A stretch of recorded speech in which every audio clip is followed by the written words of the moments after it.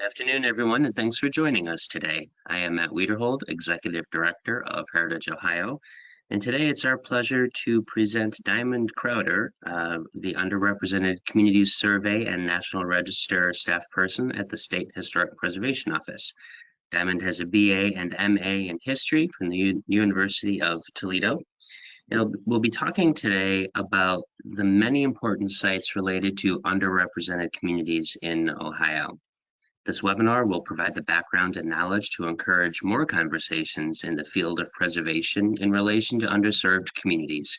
Diamond will also touch on two specific projects, King Records and the Harriet Beecher Stowe House, along with the National Park Service Underrepresented Communities Grant. It's my pleasure to introduce Diamond Crowder.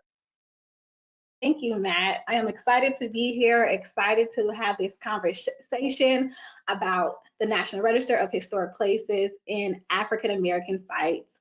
Like Matt said, I have a BA and MA from the University of Toledo in American history, but specifically African American history. And I'm also currently a PhD candidate at the University of Cincinnati.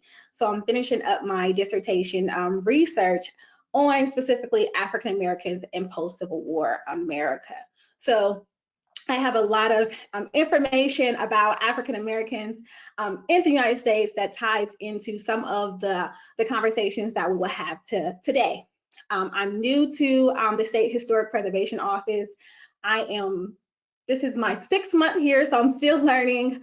I'm still getting to know the ropes, but I'm ready to have this conversation, this well-needed conversation when we talk about African American sites in Ohio. So just an overview, we're going to talk a little bit about the Underrepresented Community Grant, which I am currently funded by. We're going to talk about the State Historic Preservation Office and what that entails and the do's and don'ts of the National Register of Historic Places, because I know it's like a lot of misconceptions when we look at the National Register of Historic Places. Then we're going to get into the good stuff, which is preserving African American sites. And currently we're going to look at King Records, which I am currently working on a nomination to nominate it in the National Register of Historic Places. And then we're going to talk a little bit about the Ohio Green Book sites. What is a Green Book site? The history behind that. And we're going to look at some places in the Green Book site, which is Harriet Beecher Stowe, in amendment to the edge my end when we talk about African American histories in Ohio. And then we're going to leave it off with some questions for me. So like I said, I am funded by the National Park Service grant, which is the National Park Service Underrepresented Community Grant, which works towards diversifying the nomination, submitted to the National Register of Historic Places. So the URC grants are funded by the Historic Preservation Fund and also administered by the NPS, which is the National Park Service. Projects include surveys and inventories of historic properties associated with communities underrepresented in the National Register, as well as the development of nominations to the National Register for a specific site. So again, King Records is one of the projects that I'm currently working on under this grant to nominate that in the National Register of Historic Places. And we're going to learn about African Americans' experiences at King Records, which is a phenomenal story if you do not know about it. And if you don't, again, we're going to get to know about King Records.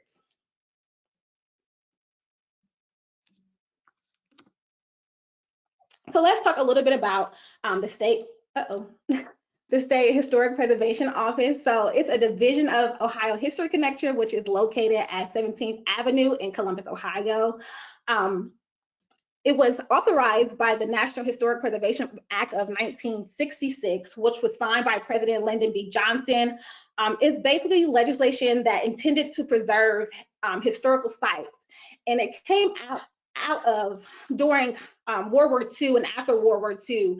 They seen that these historic sites were being demolished. So this act was enacted to save these historic sites. Also at the SHPO, what I will be calling the State Historic Preservation Office for short, SHPO, they have federal and state programs, and they also identify, evaluate, and protect these historic sites and that we're going to talk about. Right.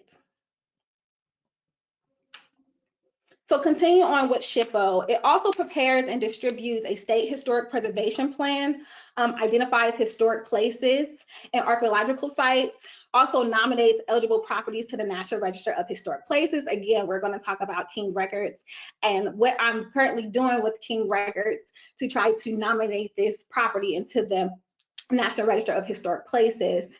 It also reviews significance and rehabilitation work on historic buildings for federal and tax credit. Federal and tax credit is the thing now for these historic sites.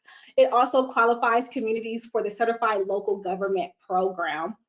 And lastly, offers educational training, publications, and general technical guidance. Again, more information about SHPO and what we do is listed in the on the website ohiohistory.org. So if you have any questions about, again, what we do, who we are, some of the staff is all located on the website.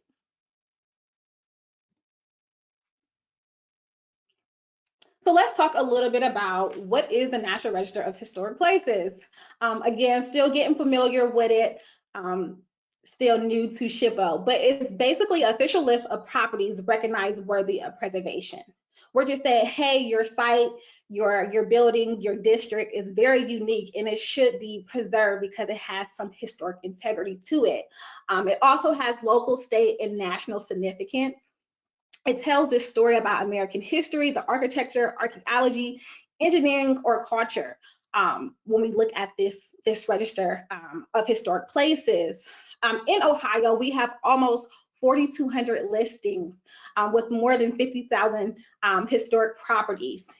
And plus, we have 578 listings and counting listed for historic districts, including commercial, residential, large farms, or estates and campuses. And I believe that Ohio is number 3 in relation to how many historical sites that we have in the register. I think, I believe Massachusetts and New York, I believe, are the first 2. I'm not 100% sure, but I believe that those are the first 2. But Ohio, we're very committed to preserving these historic sites.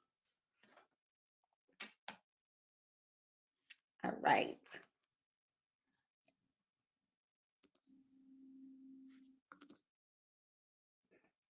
So what the National Register does, So the National Register encourages citizens, public agencies, and private organizations to recognize and use the places of our past to create livable and viable communities for the future, and also consideration in planning federally assisted projects. And also the National Register gives you eligibility for federal and tax benefits once your historical site, district, and so forth has been successfully nominated in the National Register of Historical Places. So there's money out there to revitalize, to rehab these historic sites. So for instance, for King Records, as of right now, the building is in great need and repair, but after hopefully promising after King Records is nominated in the National Register of Historic Places, I believe the committee who's on the King Records Legacy Committee, they have plans to revitalize this building to, 1, be a museum, and 2, to revitalize to be a record studio, just like it was in the past. So it has to be income producing buildings to get these federal and tax benefits. Again, more information about these federal and tax benefits are on our website at ohiohistory.org.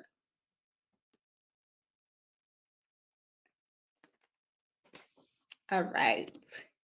So what the National Register does not do, and I think a lot of people have this misconception that they have some, these guidelines that they can't do once their property is nominated in the National Register of Historic Places. So what the National Register does not do, it does not prevent owners from remodeling, repairing, altering, selling, or demolishing, as long as federal funds are not used. So you can do anything to your property as long as these federal funds are not used.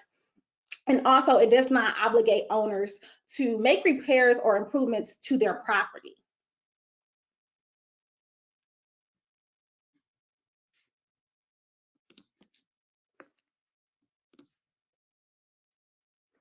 Okay, so funding sources for National Register, excuse me, you have to love technology. Funding sources for National Register nominations. So say, for instance, hey, I think I have, I think I've heard that this place, by my house has some historic integrity, historic relations to the American story, and you want to produce a nomination, but you don't have the sources, financial sources to go about it. So here are some grants that you can use to preserve and to start that nomination process. So you have certified local government grants. You have the Ohio History Connection History Fund grant, grants fund a wide range of history-related projects, including historic preservation products, available to Ohio-based nonprofits in good standing and public entities, and this is competitive on an annual basis. You also have Ohio Development Service Agency Pipeline Grant Program, and of course you have a National Park Service Grant, i.e. this is how I am getting funded with that underrepresented grant. So there's monies out there for you if you cannot bear the cost of going through this process, because it takes time and research to produce a successful nomination to add into the National Register of Historic Places. So more information, again, I'm going to stress that because it's a lot of information out there, and also out there on our website that tells you about different grants, its deadlines, and how to go about applying to these grants. All right.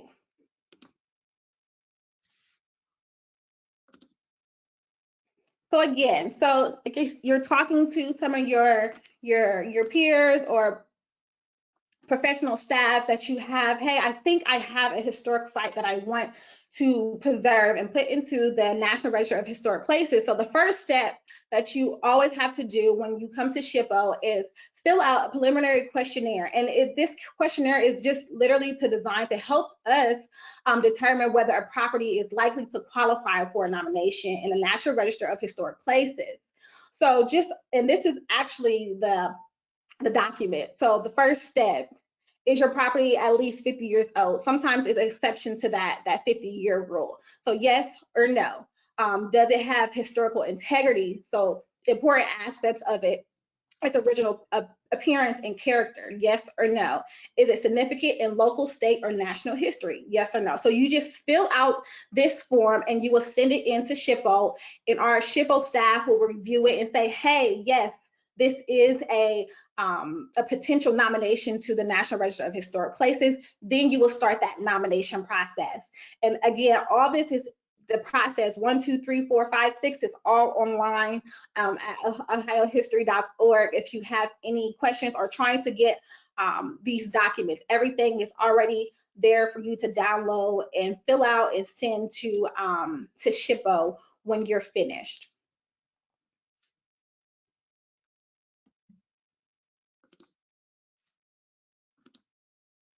So I am a visual learner. I also teach undergrads at the University of Cincinnati, a freshman seminar about African American history. I love to use pictures just to give a visual of what's going on. So right here on the left-hand side, you have the National Register applicant. So I could say me, and I went through that whole process of filling out that questionnaire. SHPO staff has got back with me like, yes, this is a potential nomination. I will fill out that nomination. Then I will send it back to SHPO. And SHPO and the staff will review these nominations, just to make sure you have everything in order. You have your pictures, you have your tips, you have everything, so we can go to step number 2, which is our advisory board, which is 17 appointed, Governor 17 appointed people who will sit with SHPO, and they meet 4 times a year. Their second meeting is actually next Friday, June 17, where I will be presenting on King Records and other nominations. They will give us feedback, say yes or no, this is a eligible nomination for the National Register of Historic Places. They will send us back comments. We will get in contact with the applicant. Hey, you need to do X, Y, and Z. And once then you all will send it back to us. Then the final step is sending it to the National Park Service, which is located in Washington, D.C., to hopefully and successfully be added into the National Register of Historic Places. So technically, it's a 3-step process when you submit your nomination.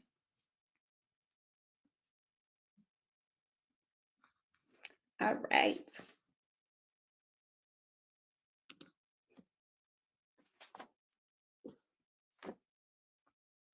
Oh.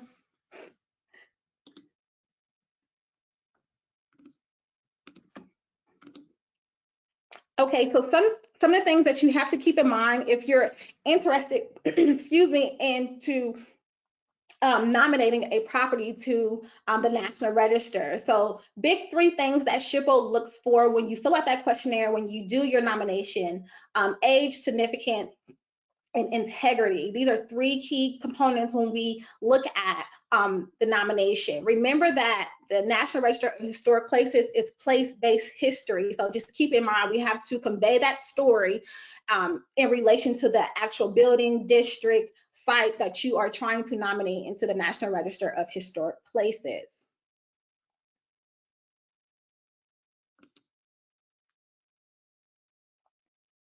All right, let's turn to the good stuff: preserving African American historic sites.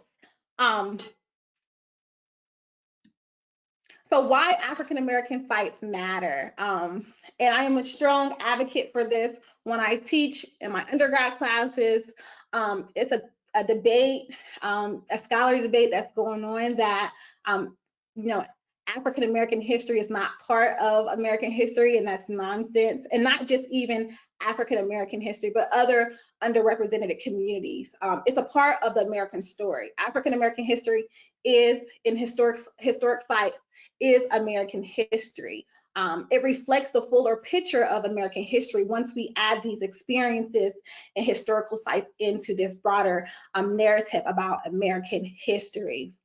African Americans and other underrepresented communities should see themselves and experience in the National Register of Historic Places. So myself and other counterparts who are doing work like this, it's imperative to do this work so people can have a fuller history, a fuller picture of the American narrative.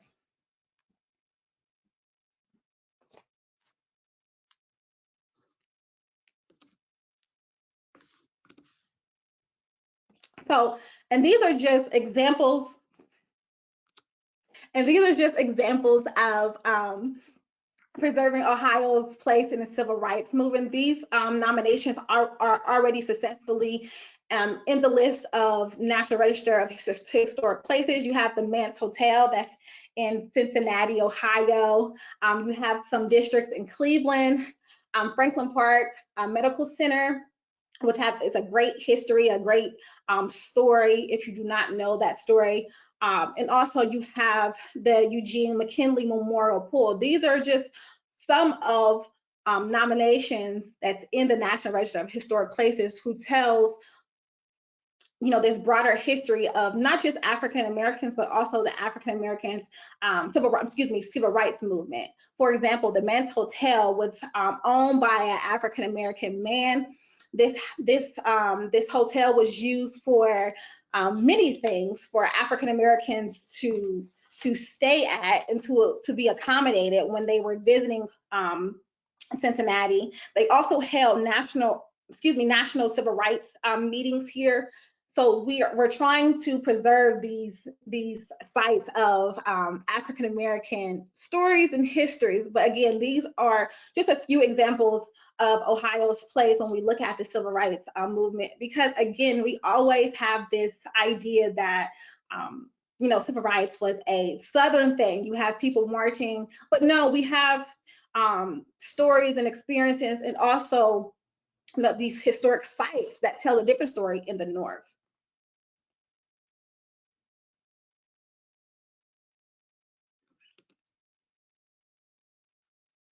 All right, let's talk a little bit about King Records Studio.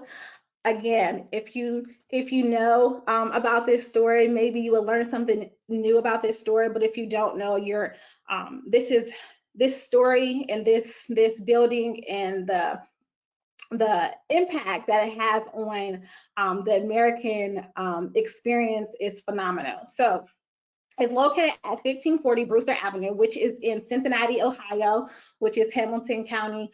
If you're familiar with this place, it's literally a street over from Xavier University. It contributes to our broad patterns of our history. When I say our history, American history, it has local and national significance. And we're going to talk a little bit about that, because these are the things that you have to keep in mind when you nominate a potential site or district. Does it contribute, locally, at a state level, or nationally? So King Records is being nominated locally for two places. Locally, in Cincinnati's African American social history, and we're going to talk a little bit about African American spirit, the African American experience at King Records, and nationally in the 20th century popular music.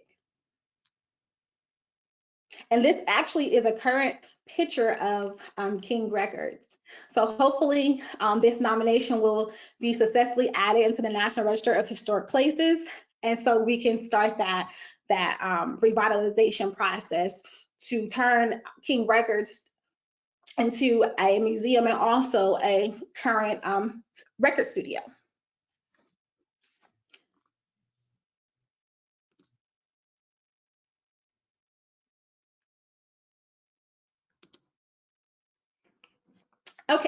Okay.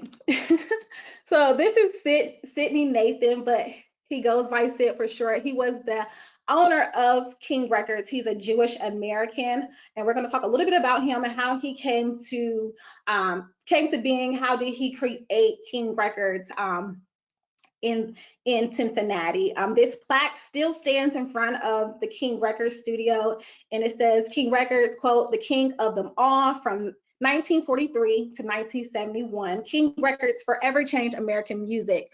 Owner Sid Nathan gave the world bluegrass, R&B, rock and roll, doo-wop, country, soul, and funk, with stars from James Brown to the Stanley Brothers, and its innovative integrated business model. Cincinnati's King Records revolutionized the music industry." And we're going to talk about all these things that's listed in this plaque. But again, this plaque is still standing in front of this King Records studio.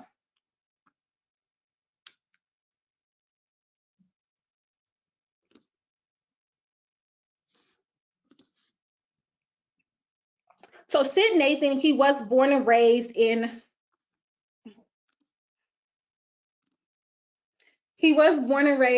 Cincinnati, Ohio, and he grew up in the West End. And I know people think of the West End as this area where African Americans lived, but prior to that, around World War I, there was a Jewish population that lived in the West End. Before he stumbled upon King Records, he had a lot of different jobs before he was very successful in the music business.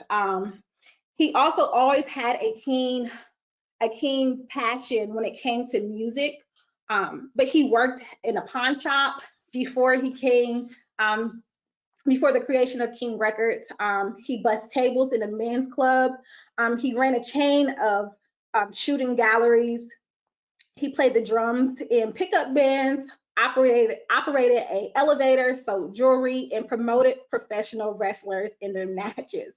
So he did a lot of things just to make money until he created King Records. So he also had a record shop on Central Avenue, and this is where the birth of King Records started. He had a lot of customers in museums asking for records, and he thought of, hey, if everybody's asking for records, let me get into the music business. Excuse me. So he literally scouted out different musicians and artists. He also went to the Cotton Club, which is also a Green Book site that we're going to talk about to find, to find artists. And the Cotton Club was a integrated club during this time period. So the period of significance, and another thing I would want to highlight, when you fill out a nomination, they ask period of significance. So 1944 is when he moved to the actual location on 1540 Brewster Avenue. And then the end is 1971. We're going to talk a little bit about that in a few slides, but 1971, the company is sold because Nathan dies in 1968 due to a heart attack. Also, when you fill out a nomination, there's an area on the nomination where you have to put areas of significance. So when we talk about King Records, and just think of areas of significance, what is the most meaningful, important part that you can write about? So African American, Jewish, and entertainment. And then also you have to put historic function. So it was a recording studio, it was an office, a warehouse, manufacturing, distribution. This is why, and we're going to talk a little bit about why. This is why King Records is significant. But let's get into some of the good stuff about King Records.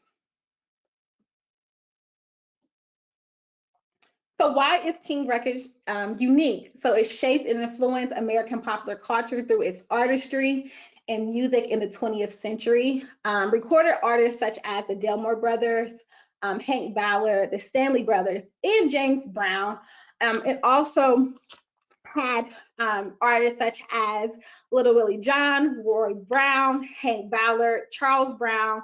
The list goes on. Popular genres of music at King Records was bluegrass, country blues, rhythm and blues, which is R&B, soul, urban blues, country, polka, jazz, doo-wop, rockabilly, and rock and roll. Again, and this is where King Records also takes off during the 1950s and 60s when we think about race records. So that's another thing that falls under that soul, R&B genres of music.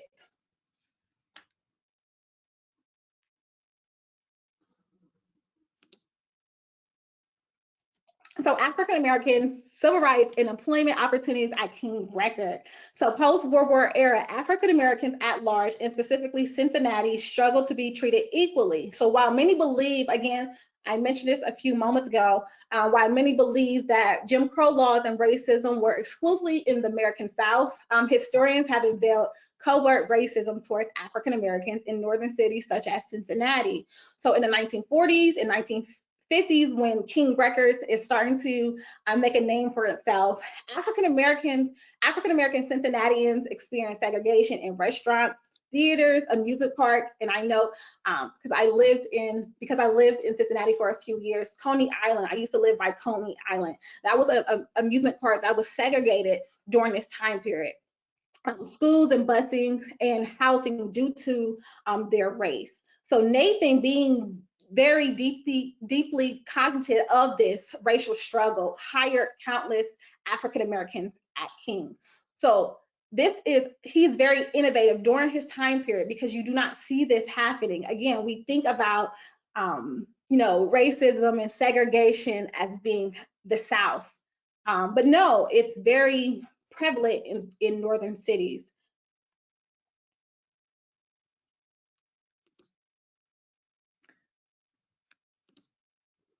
So he had this racially integrated workforce at King Records.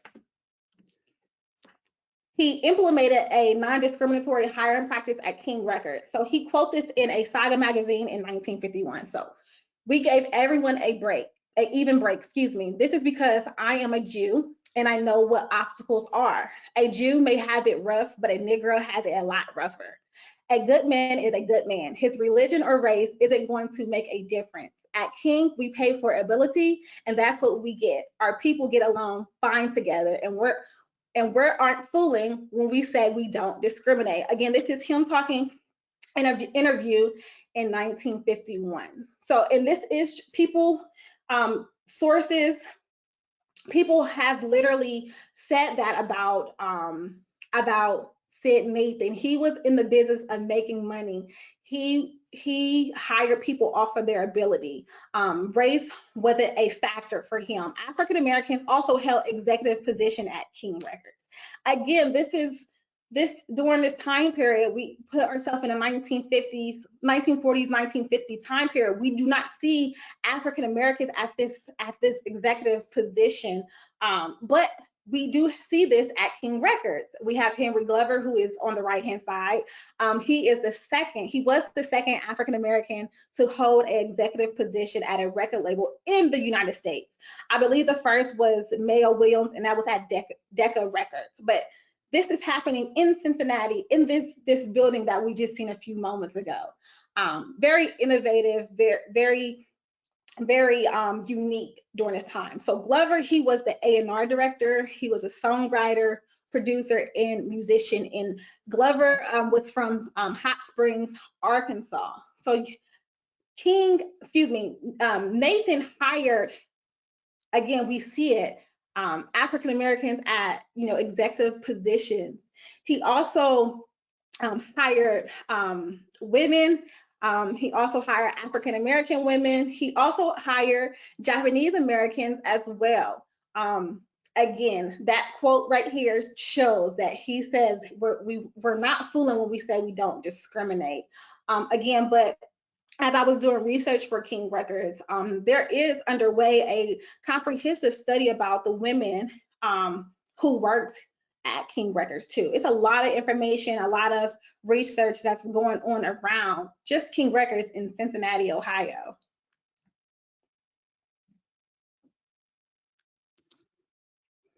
So one, why is King Records so unique? He had this racially integrated workforce. Two, why King Records is so unique and Sid Nathan is so unique, because he had this one-stop shop, this all-inclusive company. King Records is among the first to control the process from the production of the masters. So they recorded in this studio, and this is by memory, a floor plan what King Records looked like. So on that left-hand side in the back, you have the studio. So they recorded the music there. Then they had a pressing plant on the right-hand side of this floor plan. They even distribute the records once it was pressed. And again, you had African Americans at every level at King Records, from the executive positions to secretaries to the 400 plus workforce who worked in the pressing room. So these are the things that makes King Records unique when we look at this vibrant history.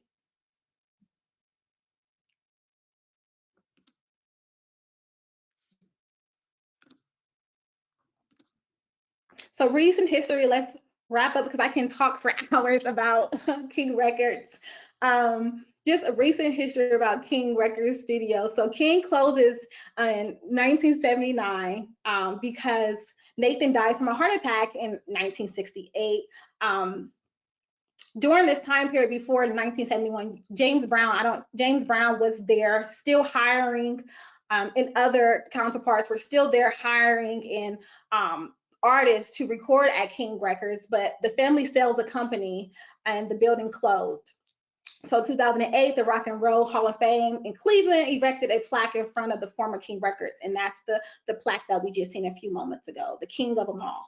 After the plaque, a prominent growth in efforts to preserve the former King Records studio. Still to this day, before I even took on this role, it's so much information, so many local activists and King legacies, people who are out there trying to fight to save this building. So in 2015, the city of Cincinnati designated the King Records building as a local historic landmark. Then in 2019, Mayor John Cranley created King Records Legacy Committee to oversee the future of King Records in partnership with the city of Cincinnati and other King legacies. Again, I believe the future of King Records will be that museum and that record studio. Then in 2021, the National Park Service awarded a underrepresented communities grant to the Ohio State Historic Preservation Office. And again, this is the work that I'm doing. The grant project includes the completion of the National Register nomination for the King Records property. Some good stuff. Hopefully, again, I present this information next week to the board, and hopefully everything goes smooth and we can go to the National Park Service in Washington, D.C. to have it listed. And lastly, let's talk a little bit about some of the other projects that I will start to work on soon after I finish this nomination for King Records. And it's trying to, and if you, the audience, if you do know some Ohio Green Book sites, feel free to email me, you know, these sites so we can locate and we can try to preserve them. So the Negro Motorist Green Book. So what is this? What is this book? It was created by Victor H. Green. He was a postman in New York. Then he started to create these guidebooks for African Americans. So put yourself in, you know, the 1930s, 1940s, 50s, 60s. African Americans were not allowed to go to certain places due to their race and discrimination. So he thought, and which is on the right-hand side, who is Mr. Green, he created this pamphlet. It's essentially a pamphlet for travelers. He created it only for New York, but it had so much, you know, positive feedback. He expanded to include, you know, these 50 states, but originally it was only for New Yorkers. These books were published between the years of 1936 until 1967. So it provided a list of hotels, beauty parlors, theaters, restaurants, and other service stations African Americans could go to during this time, which is during the 17th century. During the 20th century, African Americans were subjected to racial violence and racial prejudice. This infected America during this time period. So this helped African Americans who wanted to travel, whether going from New York to Ohio, to Georgia, to Florida, places where they could go and feel accepted. And again, we see the Cotton Club was another, and we're going to see in a few moments, the Cotton Club was a big one in Ohio. But again, every state, because he had so much positive feedback, he expanded this. And even in the 1960s, late 1960s, he expanded it to even places in Mexico and the Caribbean. So these were definitely necessary for African Americans traveling internationally and in the United States.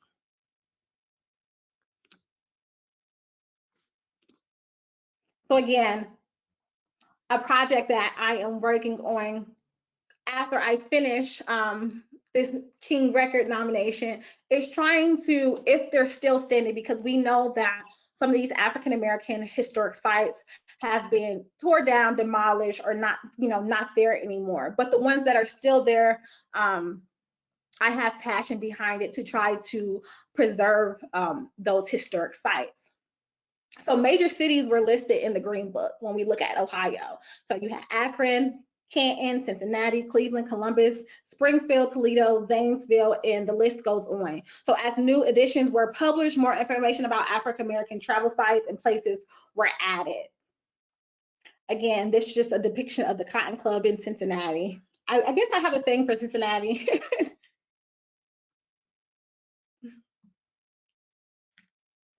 All right.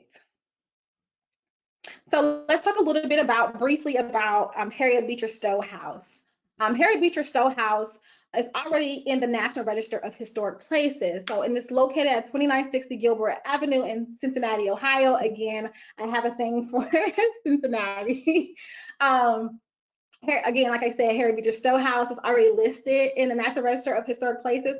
However, I will be making an amendment to this nomination for more African American significance. So as more research is done, more information will arise about African American significance in Ohio.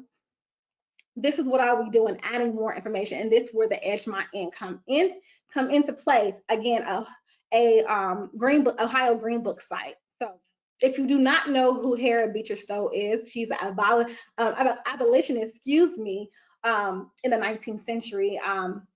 Harriet Beecher Stowe and her family lived in this house in the early and mid 19th century. And also, if you do not know, she later published Uncle Tom's Cabin in 1851, and it's argued that her stay in Cincinnati influenced this novel. And this novel depicts the horrors of slavery and the reality of slavery.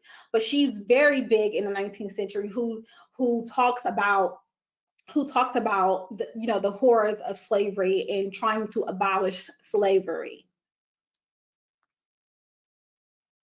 So this home has also changed over the years, and this is where I come into play to add more information to have this fuller story about the different experiences. So in the 1930s, the Edgemont Inn, which is the Harriet Beecher Stowe House, was used as a boarding house and tavern for African Americans. Again, safe places for African Americans to lodge at when America was infected with racism and discrimination.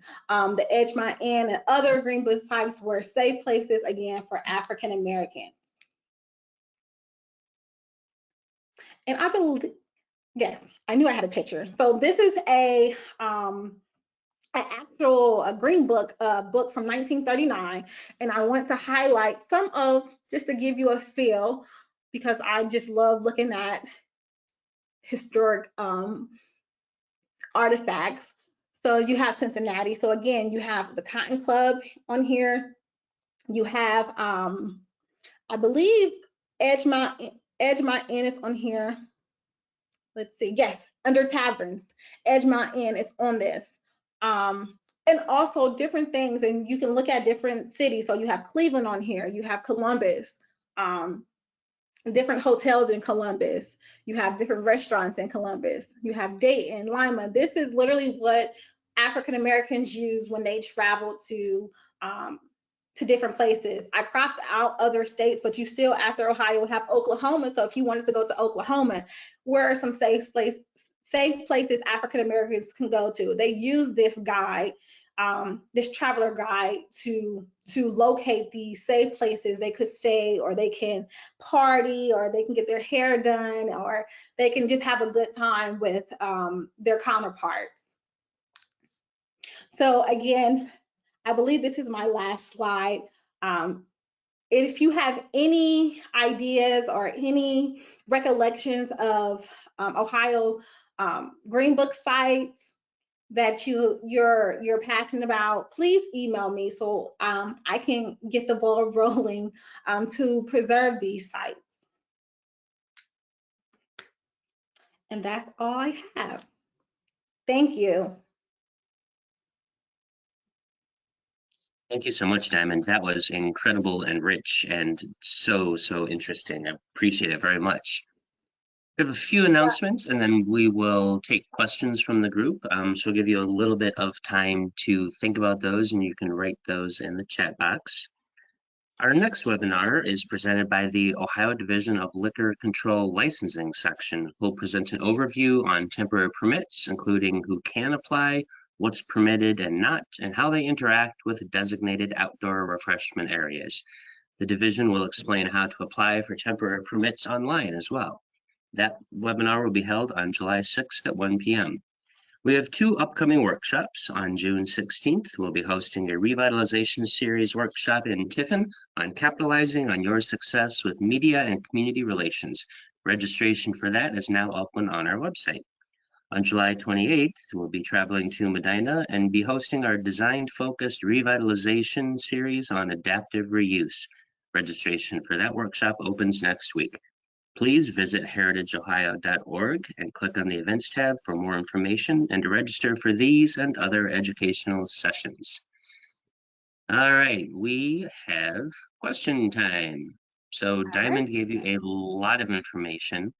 Diamond, it's interesting. Thank you for sharing the Green Book specifically. we are planning our state conference for early October. It'll be in Toledo, and we wanted to expand our definition of diversity and equity, so also including African American sites. And sadly, none of the sites listed in the Green Book for Toledo still exist.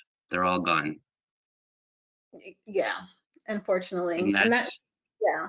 that's why it's so important, the work that Diamond is doing and the State Preservation Office to, we know listing on the National Register doesn't protect the property from demolition, but it does bring more attention to the property itself. Right, right. So do I have any questions? I'll start off with a question, Diamond. When people are researching for a National Register nomination, what are some good resources for African American history in Ohio that people can utilize? Because African American history, as I'm sure you've experienced, is a little bit harder sometimes to come across getting those resources to even get going with a nomination. Yeah. So some of the, actually, let me go back.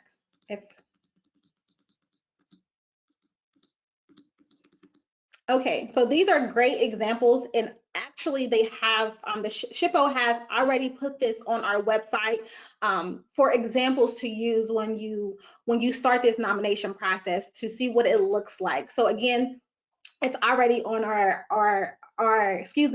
website, so you can go and check out these examples to get a feel to start your nomination when we think about, African American sites and also the civil rights movement. Thank you. We have a question here. How do you involve and engage a skeptical community? I know that one's always a challenge with people. Have you had any experience, kind of really getting people motivated to do a nomination? I have not experienced that yet. However, in Cincinnati, I took a public history course, and we had to interview some of the elders in this predominantly Black community to, get them. We wanted to preserve this community. But before we can go in as, the professionals or, the person who administer this nomination, I feel like you need to start to gain trust and with this community, start to immerse yourself into the community, start to talk to the community leaders before you even have, this big conversation about nominations.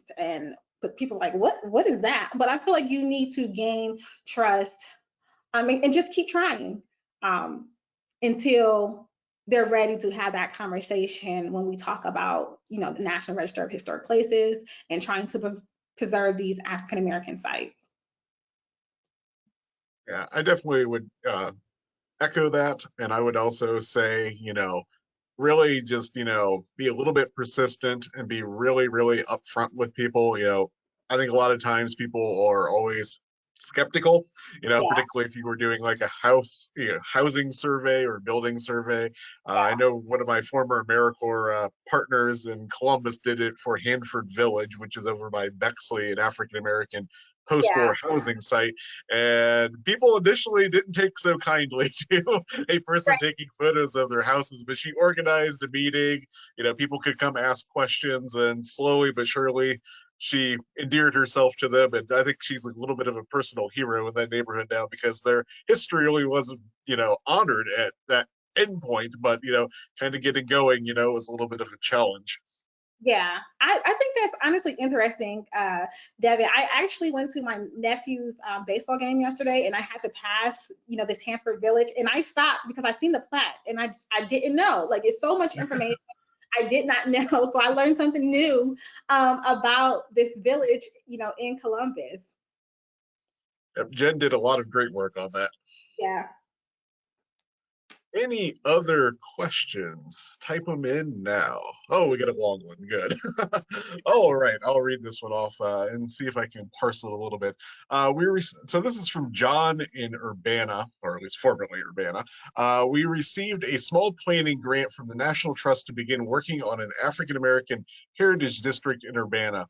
One thing we were exploring is how to have the difficult conversations with leadership in the community about the district and some of the difficult issues from the past with racism in the community in the hyper politically charged landscape today. Do you have any suggestions how a person who's not an African American can have these conversations Yeah. with the community to not blow this out of proportion or make it uncomfortable for everyone?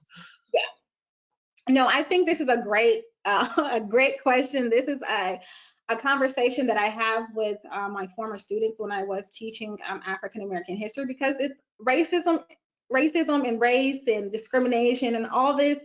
They're difficult conversation, but that we need to have these conversations. So one thing I will say, just be educated on the matter and do your research, because if you have your research and you're not coming from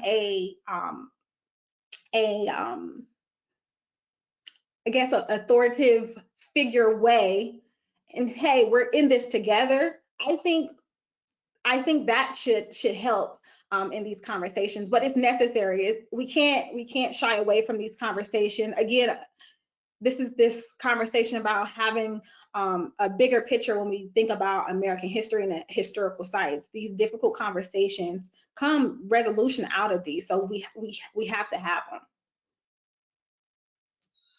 Thanks, Diamond. We have a question from Sylvia. Where do you find records of the history about these buildings? Actually, I just do scholarly research, but I believe I can't think of the top of my head. I can't think of the database that I use, but if you will drop your email in the chat, I can definitely send you some of the resources that I use when I look at these historic sites. But first and foremost, I just try to start from these academic scholarships and books. But it's another database I cannot think of off the top of my head. But if you put your email in the chat, I can send you the link. Thank you. Another question from Anthony. How long is the process after all the information is given to the National Register for your building to be designated as a national landmark? Oh, that is a good question. I do not know off the top of my head the timeline, but I'm pretty sure, I'm 100% sure there is, if you go to Ohio history and you go under our SHPO section, it's literally everything, the period, the time period when this whole process works. But I know for sure it's on that website. I just can't give you a definite answer right now.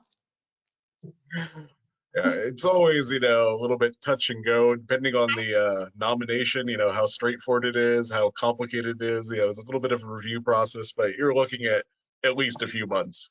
I know. I wish my supervisor couldn't be able to come today because she had other prior engagements, but she would literally write in the chat. She would probably say it right now in the chat. She's very she's on it when it comes to that stuff. All right, our next question is, how do you promote this initiative to city officials focused on increasing development for more affordable housing?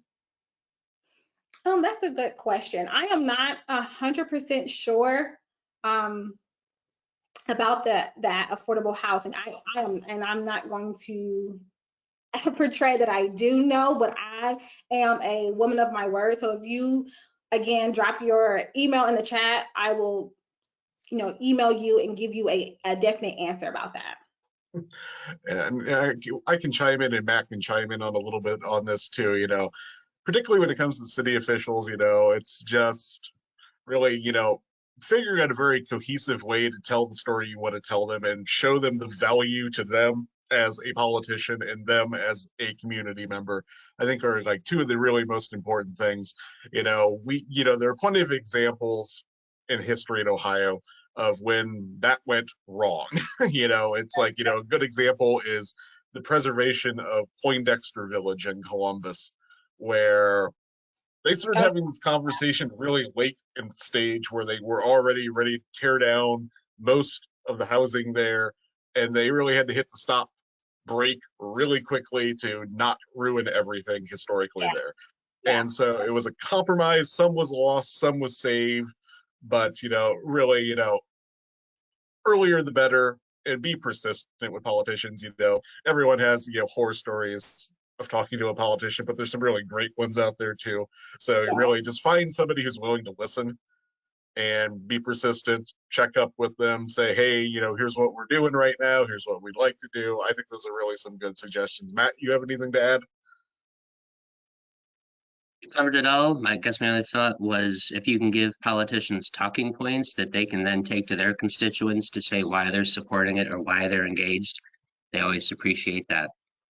Oh, that's a good Definitely. point. All right. Let me see. Nope. Too many questions flying in here. Okay. For the grant, would an UGRR station with little to no documentation of emancipated individuals exist? So Underground Railroad sites. And then Dan repeats a little bit that would it be eligible if there's little to no documentation of individuals passing through? Say it one more time. I'm sorry. I'll rephrase this a little bit. So you have an Underground Railroad station that doesn't have very much history of documentation of individuals, but they know individuals pass through a location. Can you kind of like guide them through a little bit of advice on, if they were to apply for a National Register nomination, or really undergoing that without that documentation of this individual, this famous individual, so forth? Oh no, if you definitely can still make that argument, even though you don't have that information, but you can rely on other sources to make that fuller picture, I definitely go for it. Again, there's a lot of African American histories that don't have or little information, but it's still making that case. So definitely go for it. And if you can make that argument, again, go for it, 100% go for it. Because I know countless experiences, not even just with the SHPO. I also have that when I look at my own dissertation, these scant accounts when I look at, African American in slavery or post Civil War. So definitely, if you could make that argument, relying on other sources to have that fuller experience, fuller history, you definitely still can do it. So we have Abigail from the Harriet Beecher Stowe House commenting here that she would love to collect more stories from visitors to the site when it was the Edgemont Inn, and she was definitely happy that you mentioned it, and she would love for you to reach out to her. So there you go. You already got one. Yeah, I'm definitely looking forward. Again, I'm finishing up this King Records, and next is the Harriet Beecher Stowe / Edgemont Inn, and I'm ready to jump in and do some research to see what I can find about the Edgemont Inn. So yes, we will be in touch. So Abby, one of your coworkers, for National Register nominations, she says they typically take about 4 to 6 months, depending on the nomination process. Districts obviously take a little bit longer because there's more content, but on average, if all goes well, the submission to the National Park Service, it can be listed within under a year. So there you go, guys. So another question from John. Has there been any further update on the grant program through the trust, so the National Trust for Historic Preservation, and African American Heritage and Cultural Action Funds? I am and not. Specifically, he's asking about for Black churches. I am not 100% certain on that question. I can't specifically say either, but I know that, the National Trust obviously has been prioritizing African American heritage sites over the last few years. Yeah. And that funding is still stable and doesn't seem to be going anywhere anytime soon. So, it's always, a good idea to reach out to them directly and see what they can do. But I'm sure they would be more than happy and very willing to assist. So, Yeah. Thank you. any final questions for Diamond today? And if you don't have any questions and you think about it after we leave this meeting about, like I say, about any historic sites, when we talk about the Green Book, feel free to email me. I am looking for, a starting point when we look at other Ohio Green Book sites. Sure. So Rob has a question here. I love that it's a little bit nerdy. So the Glenville neighborhood in Cleveland has several homes of African American or prominent African Americans. They're not historically marked as the home of the crater of Superman in the Glenville neighborhood. How can these other names get the same recognition for the home? That's a good question. I don't have an answer for that. At Glenville in Cleveland. I can definitely look into that for you.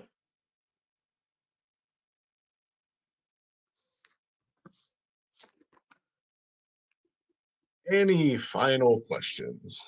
Type them in now, or now you'll have to email Diamond afterwards if you don't type it in quickly.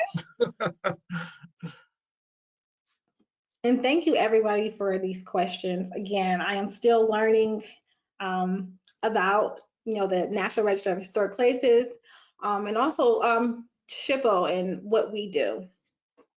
So if you do have, like I said, I'm just going to keep reiterating, if you do have any ideas, thoughts, please email me because this is necessary work that needs to be done when we think about sites in Ohio.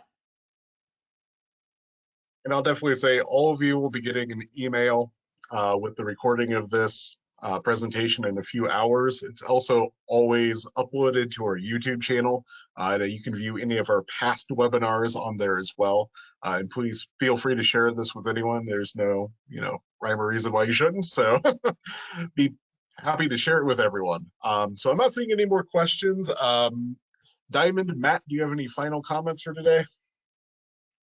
Just thank you. That's my last comment. Just thank you for your time, for even having the opportunity to talk about this imperative work. Thank you so much, Diamond, for presenting what you did today and for bringing this to the attention. I think we should have a personal goal of getting Ohio to be #1 in our country for the state with most registered historic sites. Someday I'd be curious, how many sites away are we? Like, how many do we need to find? So that concludes our webinar for today. We hope that you'll join us on July 6th for that webinar on the Ohio Division of Liquor Control Licensing. If you do special events or if you're a nonprofit, negotiating and finding your way through the Ohio Department of Liquor website and the permits can be a bit confusing. So they'll be answering questions and helping us figure out how we do this. On behalf of Heritage Ohio, thank you for joining us today, and we hope to see you soon.